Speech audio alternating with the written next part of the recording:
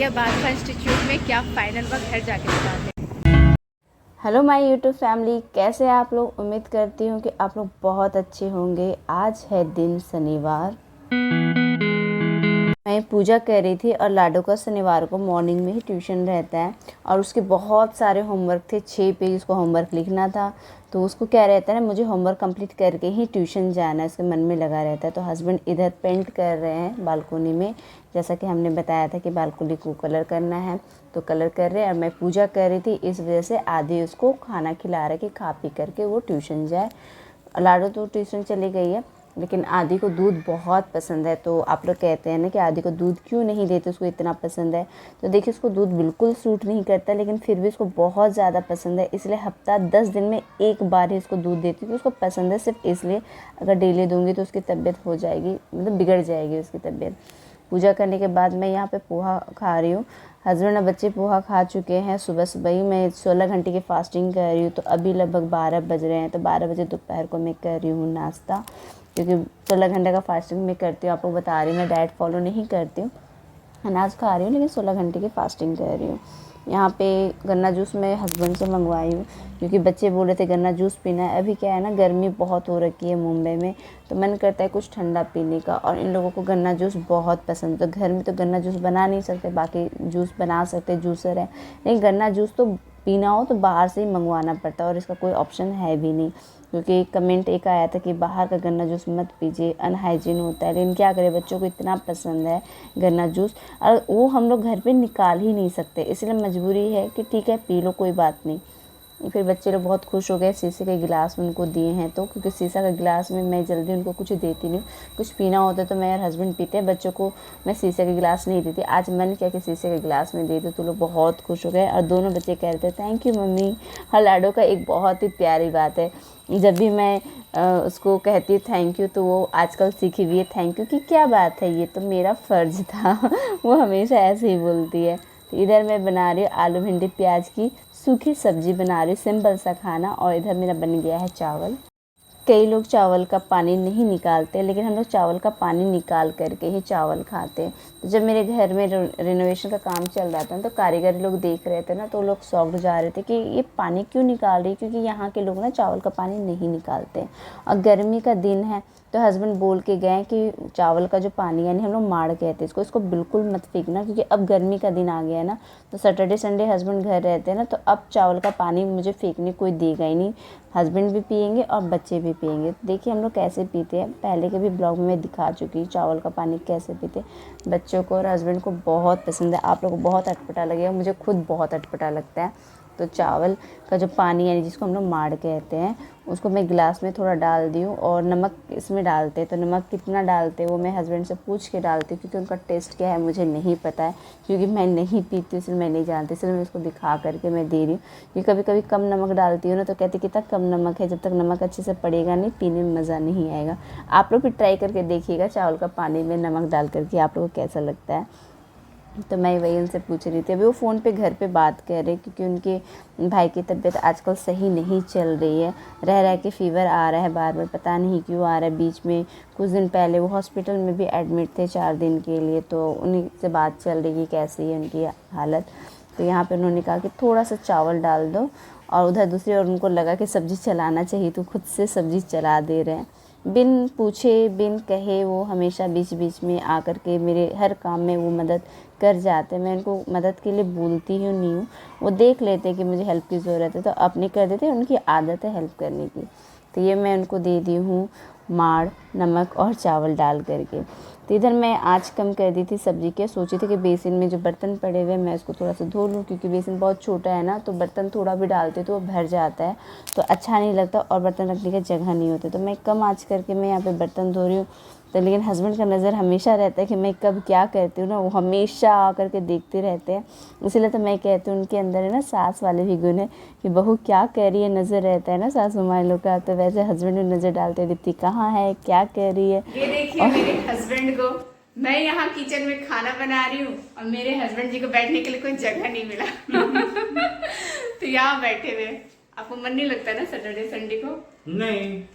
कितनी गर्मी है मुंबई में आप सोच नहीं सकते। अभी बहुत गर्मी है, दोपहर के बज रहे हैं 2, इतनी गर्मी में, ये किचन में है, आराम से पंखे का हवा खा सकते हैं बेडरूम में या फिर हॉल रूम में टीवी देख सकते हैं, लेकिन नहीं, मिस्टर मेरे साथ यहाँ पे गर्मी में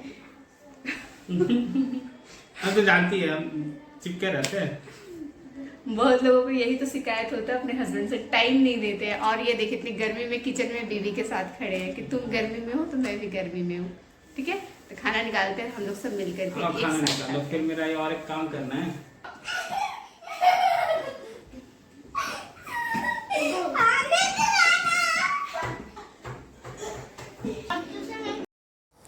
हम लोग यहाँ खाना खाने के लिए बैठ गए हैं। 2 थाली में खाना निकाले, एक तो मैं अपने लिए निकाली हूँ और लाडो के लिए निकाली हूँ। मैं खाना बहुत ही कम खाती हूँ, आपको मैं बता दूँ। ये जो खाना मैं ली हूँ इसमें दोनों का खाना है, लाडो का और मैं ना उतना ही खाती हूँ जितना लाडो खाती है। बस मैं खाना बहुत ही कम खाती हूँ। आप लोग सोचेंगे क्यों ऐसा, तो मुझे जो प्रॉब्लम है ना उस वजह से मैं कम खाना खाती हूँ। तो लाडो को मैं खाना खिलाती हूँ, हमेशा थोड़ा सा ही मुंह खोलती है, तो क्या होता है थोड़ा सा ही खाना उसके अंदर जाता है, बाद बाकी मेरे हाथ में रह जाता है। तो मैं उसको कहती हूँ थोड़ा बड़ा मुंह खोला करो।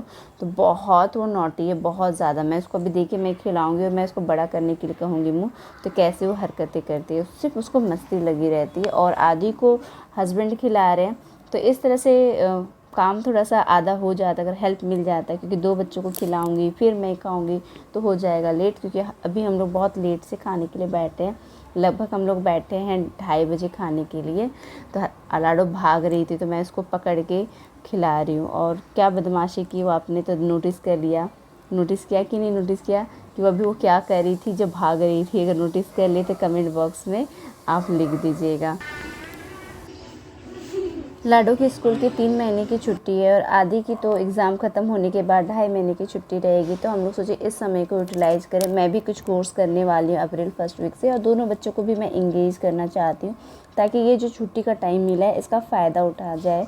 तभी हम लोग खाना खा करके कहीं जाने वाले हैं और आप लोग ब्लॉग में देखेंगे कि हम लोग कहाँ जा रहे हैं। सच बात बताएं, बहुत एक्साइटेड है इस चीज़ को लेकर के, क्योंकि जो सपना हम लोगों का था वो तो हमारा पूरा नहीं हुआ।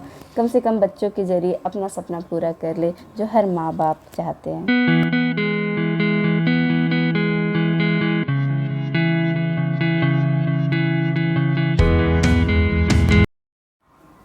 ये देखिए हम लोग कहाँ आ गए, यहीं आने का प्रोग्राम था हम लोग का। ये स्कूल है कल्चर आर्ट्स का। हम लोग यहाँ आए हैं लाडो का और आदि का एडमिशन करवाने के लिए। लाडो का सिंगिंग क्लास और आदि का पेंटिंग क्लास, क्योंकि दोनों बच्चों का इंटरेस्ट है। आदि को पेंटिंग का बड़ा शौक है बचपन से और लाडो को गाने का शौक है। तो हम लोग डिसाइड किए कि बच्चों को जिसमें इंटरेस्ट है उसका क्लास ज़रूर ज्वाइन करवा दें। देखते हैं यहाँ पे क्या बात होता है।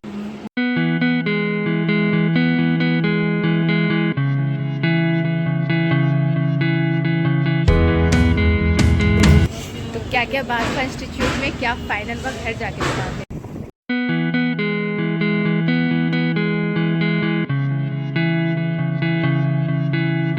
जैसे ये न्यूज़ सुना कि इसका हम लोग एडमिशन करा रहे हैं, 8 अप्रैल तक तो इसका एग्ज़ाम है। उसके बाद इसका एडमिशन जहाँ करा रहे हैं वो है ड्राइंग पेंटिंग का। और बहुत अच्छी न्यूज़ है कि जो उनको सिखाएंगे ना वो टीचर इंटरनेशनल लेवल के हैं, मतलब काफ़ी सारे कंट्री में उनका सेमिनार हो चुका है। इंडिया के बाहर भी वो सिखाते हैं।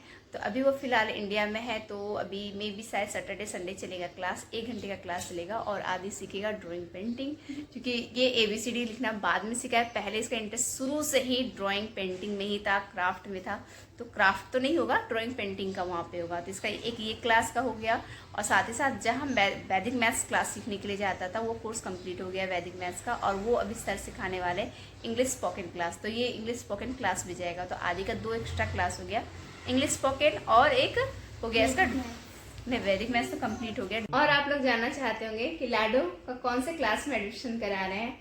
इसको ड्राइंग पेंटिंग में कुछ भी इंटरेस्ट नहीं, इसका इंटरेस्ट किसमें, कराटे सीखने में। वो हमेशा बोलती है, जब भी वो जिम देखती है ना, मतलब आदि का जब स्कूल जाते हैं ना तो जिम से होते हुए जाते हैं, मम्मी मुझे स्ट्रांग बनना है, कराटे क्लास में। और इसका एडमिशन करा रहे हैं सिंगिंग क्लास में। तो 5 साल कंप्लीट होना चाहिए, तो 5 साल लाडो कंप्लीट करेगी 10 अक्टूबर को। तो लाडो का एडमिशन 10 अक्टूबर के बाद होगा, कराटे क्लास और सिंगिंग क्लास। और आदि का drawing painting and English spoken. सही है, खुश हो गया कि बच्चों को हम लोग एजुकेशन के साथ, पढ़ाई के साथ कुछ एक्स्ट्रा एक्टिविटी भी कराते हैं। क्योंकि हम लोगों का भी सपना था, जैसे मेरा सपना था डांस सीखने का, इनका सपना था तबला और सिंगिंग सीखने का बहुत ज़्यादा। मतलब इनकी आवाज़ काफ़ी अच्छी है, तबला भी बजा लेते हैं, लेकिन इनका सीखने का सपना था। लेकिन क्या होता है, हम लोग छोटे से गांव से बिलोंग करते हैं तो वहाँ पे फैसिलिटी नहीं है। जब मुंबई जैसे इतने बड़े शहर में रहते हैं, यहाँ पे फैसिलिटी है, तो क्यों ना इसका फ़ायदा उठाया जाए। तो इसलिए हम लोग बच्चों का एडमिशन करा रहे हैं। तो मिलते हैं नेक्स्ट ब्लॉग में। आप सभी अपना ख्याल रखिएगा। Bye bye. बाय। लाडो की तरफ से बाय। इसका कान साफ करें। पापा लोग ऐसे ही होते हैं। Bye bye.